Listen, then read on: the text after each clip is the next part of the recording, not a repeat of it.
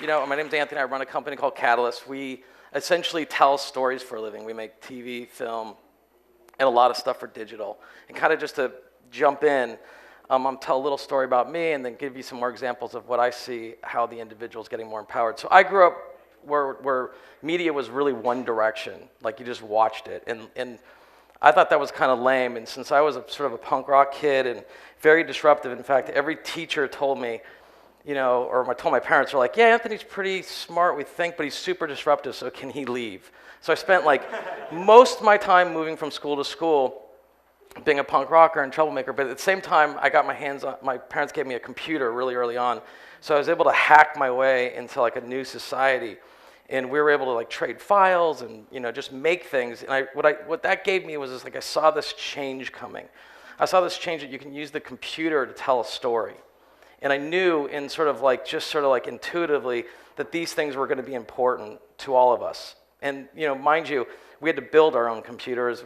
This is sort of like hacking Amigas and stuff like that. We actually built our own, sort of x86 systems and stuff. So I was like, this is what I want to do. And so as I sort of continued working on that, I found that the individual's voice became very, very, very powerful. And so, a little background on that is like I'm an entrepreneur as well, so I've been funded for several times in building companies. My last company prior to joining to run Catalyst was, I'd go around with a deck and say to venture capitalists, like, the best stories, the best media, the best of everything is going to come from the edge, not the center. And they totally did not understand what I was saying. And what I was trying to say was that the stories are going to come from individuals, just untrained, super authentic, operating in the culture, and they're going to tell the best stories. And so they believed me, and a long story short, they gave me a lot of money, and I built a really big network of storytellers. I'm going to show you a couple examples to kind of illustrate it and kind of tell you why I think right now is the best time to become a storyteller and have a voice. There's a girl named Michelle Phan I was introduced to about a year ago, and her story was that she went to go try to get a job at like the makeup place. Does anyone know who Michelle Phan is in here? Anybody? A couple people? So it's pretty interesting. She went to go get a job to put makeup on in a department store. And she got turned away. And she was like, fuck it. And so she went home and she made videos of putting makeup on. So she has 1.9 million subscribers now putting makeup on. Better, she's got half a billion views. So she went from like, I can't get a job to like, I'm going to make a video, I'm going to tell a story that I'm passionate about putting makeup on. And that same company that rejected her for a job is now eagerly working with CAA to sponsor her. Okay? And this is just one individual, like at home with a webcam. She completely created a culture and a story and has really been massively powerful. So that's one example. Another example is, my previous company spent a lot of time in pop culture and music, and so I was looking like, how can you, the thing about scale, and this is what my investors would ask me, they'd be like, how do you scale? And I'd be like, well, you can't scale authenticity. It's impossible. You can't. It just, when you do it, you end up with like, Walmart, right? And I'm into like the corner store. There's authenticity there. So I met this young guy, his name's Jason Tate. He loved this band called Blink-182. He took a piece of software off the internet, which was free, called, I forgot what the piece of software was, it'll come into my head, but he just started hacking on it. He put up his favorite comments about Blink-182. It sort of grew and grew and grew. And now he's created this thing called Absolutepunknet. It's a 24/7 sort of news network on sort of punk rock music. Not the kind that I grew up with, but sort of the new kind of flavor. But he's got millions of active users, totally having a dialogue and a conversation, totally bidirectional. But this all came from like a bedroom in Oregon. Like there's no one stopped him, no one said he couldn't do it, he just did it. One individual sort of co-opted the entire sort of like one vertical of punk rock music. And earlier, that would be unheard of. But today, as an individual, you can totally create something and really create a movement. And like when I was doing this, I have the inside numbers, but I'm just giving you the outside numbers. Like Alexa tells me he's like the 6,000th largest website on the internet in the US. That's a big number if you think about it, just on one topic. one individual. And when I bought his company, I just said, look, I just want to do your technology, you continue to do it. So he still is just like kind of one guy, some volunteers telling these amazing stories about stuff they love. And so that to me is like totally empowering, and the internet was the sort of liberator of this. And so if you have kind of a story, you can actually really change big things by just stepping into it and doing it. And I really liked what, is it Nolan who was up here? He's talking about doing something uncomfortable. I mean, that's the thing. It's like all the tools are here. It just requires people to step up and do something. So, but it doesn't stop there, right? Brands have spent most of their time interrupting culture. You know what I mean? Like you know, you'll be watching your favorite show, you know, or you'll be, you know, at some, you know, on a website and there's just banners. And I just say that's not good enough anymore. They have to create their own story. They have to operate in the culture, not the category. So they've got to, like, instead of just being interruptive, which is sort of like being vampires, they kind of find audiences and try to like stick their voice in. It's like, get a voice. Like, do something for your audience. Like, don't interrupt it. Don't bother it, you know? And so, like, Red Bull, for me, is like a perfect example. It's like, you can't really tell, like, what, is this entertainment or is this, like, just dope shit, right? Like, and I like Red Bull. They operate in the culture of extreme, and I think that no one's really offended by, like, a Red Bull stunt or a Red Bull sort of movie or a Red Bull video. And what they did early on was they went and said, we're going to go shoot people that are doing extreme things, and we're just going to give the media away. So they would give it to like everyone just to get it distributed, and Red Bull went on it. And I go, there's still very few brands that do that. So brands want to interrupt voice, and they don't really have a story, or they haven't adopted a story.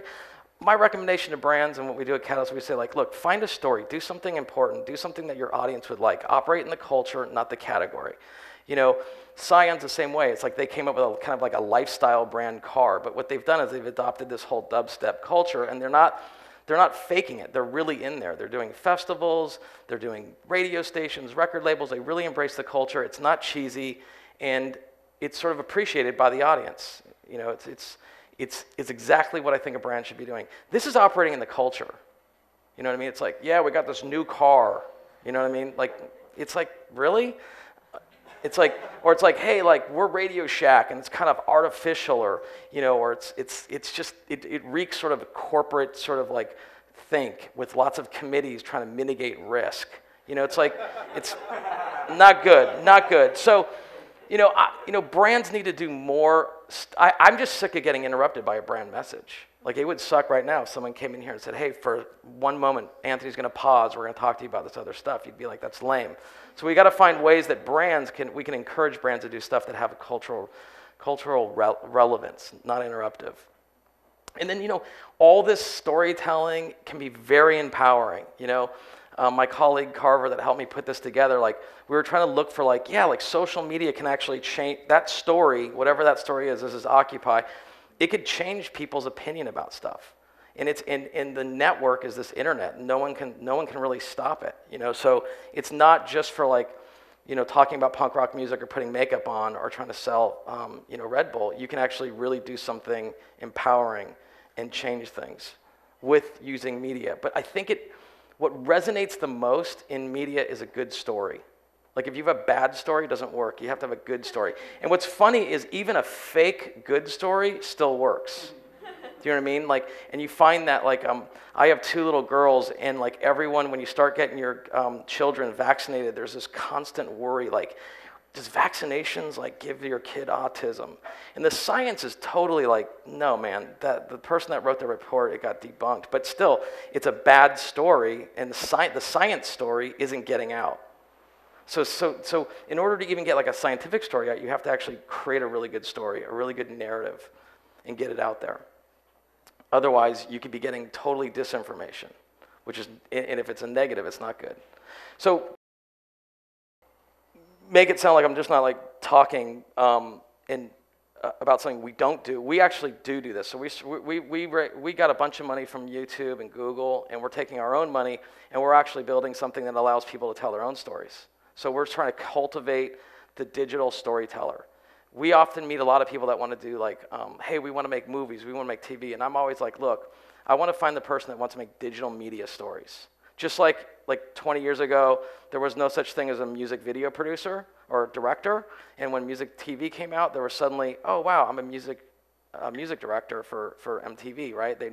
And they stayed there for a long time. A lot of people that I meet in Hollywood, they want to create big stories on big screens, and I'm always trying to say no. So we're actually spending a lot of time and money finding people that want to just tell stories on the digital medium because it's a nuance. The internet's a nuance of communication and listening. A lot of people on TV and film just spray and pray. It's just like no listening. And it's not good enough in my opinion. It's all about, can you listen and can you respond? And if you can't, then maybe you should still do TV. I'm not taking anything away from TV. It's a very powerful medium, but it's not interactive. It doesn't have the same nuances as the internet. So we're spending a lot of time and money trying to find that storyteller and really nurture it and curate it. And we're funding people all day long. We just funded 9 people to tell stories, and it's not comedy. It's about really like tackling interesting subjects that you wouldn't possibly, hear about. And that's what we like to try to find things that aren't in the mainstream. They're off to the left or the right. So you guys can check some of that out. Sort of the takeaways. To me, it's like, I think we're going to move into a content bubble. I think more and more people need more and more content. I think that there's more and more systems that are trying to provide content. So as it grows, it's going to become more niche, right? And actually to sort of be competitive, I think, at any level, whether you're trying to, tell a story about your new company, or you're trying to sell any story, you're trying to sell something, people gravitate towards people that have a story. And in fact, every time I went to go raise money, some guy that wouldn't know me, he'd say, so what's your story? And I'd say, oh, well, I was a punk rocker, I dropped out of college, I know how to use a computer, I've hacked networks for 20 years. And they'd be like, wow, that's cool, what do you want to do? And I said, oh, I want to do this. So people want to fall in love with a story. You know what I mean? People can like detect just facts and figures and kind of go like, that's probably faked, where's the story? So become a master of art of storytelling, really important. The other one, which is really big, like operate in the culture, not the category, right? I'm sure this got everyone's attention. This guy is like, he was found on the internet. If you don't know his story, like he was just some kid playing on the internet, and this guy that I know, Scooter Braun, found him. But he operates in a culture. Like he totally uses the culture of Bieber to really create a content for his audience, which is 45 million and growing. It's a massive audience. It's bigger than most. It's huge, right? So, but again, if you're any kind of brand or any individual, Doug in this thing, he's operating in his culture, right? So not the category of conferences. Like that was like CES. We're a conference, and it sucks. This is an experience, right? It sucks, right? This is an experience. This is a culture. We all want to operate in a culture. And then my belief is that like it really takes people that are daring, that have some, sort of like moxie, that are just going to say like, oh, wow, like the gentleman that was just speaking, I don't know his name, but he's like, I got a Kickstarter project, I'm doing this stuff. Like, that's putting yourself out on the line. And there's every tool in the world. I work for an open source foundation called Cash Music. We put up our code, and we put up on a Kickstarter, we raised $60,000 in 2 days. We put ourselves out there. People could have said your software sucks, but people stood up and got into it. So it's like, literally everything's at your fingertips. Networks are cheap now. Software's practically free. Lots of people want to help. Money's attainable. The friction of raising money in 2012 is so much easier than it was for me 10 years ago. So it's absolutely time for me, for what's next is really you doing stuff. That's it.